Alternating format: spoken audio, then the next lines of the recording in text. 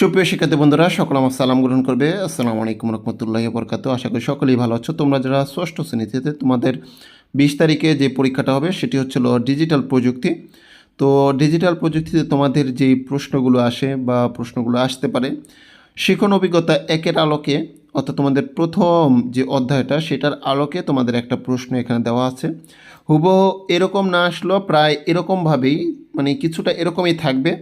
তো এই জায়গায় তোমরা একটা নমুনা প্রশ্ন দেখতে পাচ্ছ, ঠিক আছে, বা নমুনা নির্দেশনা দেখতে পাচ্ছ যে সুমি তাদের এলাকার পানির সমস্যা সম্পর্কে একটি প্রতিবেদন তৈরি করতে চায়।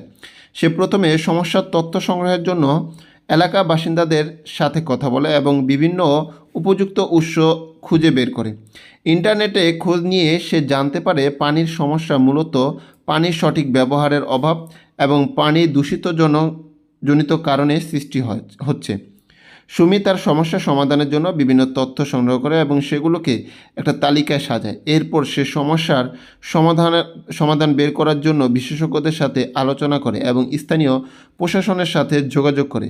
সবশেষে সুমি তার প্রতিবেদন উপস্থাপন করার সময় সে প্রাপ্ত তথ্যের মাধ্যমে এলাকার অন্যান্য বাসিন্দাদের সচেতন করে এবং একটি পোস্টার তৈরি করে যাতে পানির সমস্যা সমাধানের প্রস্তাবনা দেওয়া থাকে। তো তোমাদের এই হচ্ছিল এরকম একটা অনুচ্ছেদ থাকবে এবং তোমাদের কাজ থাকবে এগুলা।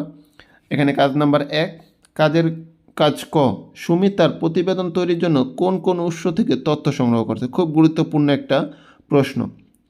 কাজ খ, পানির সমস্যার প্রধান দুইটি কারণ কি কি, মানে এই যে পানি যে সমস্যা হচ্ছে বা এটার কারণ, দুইটি কারণ তোমার এই জায়গায় লিখতে হবে।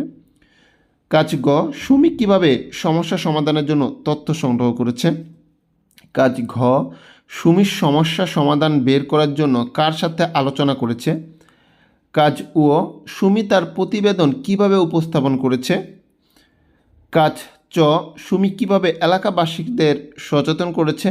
কাজ ছ, পানির সমস্যা সমাধানের জন্য সুমির প্রস্তাবনা কী ছিল, মানে এই যে পোস্টারটা, সেই পোস্টারটার ভিতরে কী লেখা ছিল। তো এই কাজগুলো বা এরকম নমুনা তোমাদের প্রশ্ন আসবে, ঠিক সেম এরকমই তোমাদের প্রশ্নটা আসবে। এটা প্রথম অধ্যায়ের শিখন অভিজ্ঞতা 1-এর আলোকে তৈরি করা। পরবর্তীতে শিখন অভিজ্ঞতা 2, 3, 4-এর আলোকে আমরা প্রশ্ন তৈরি করব। তোমরা যারা নতুন এসেছো চ্যানেলটি সাবস্ক্রাইব করে সাথেই থাকো।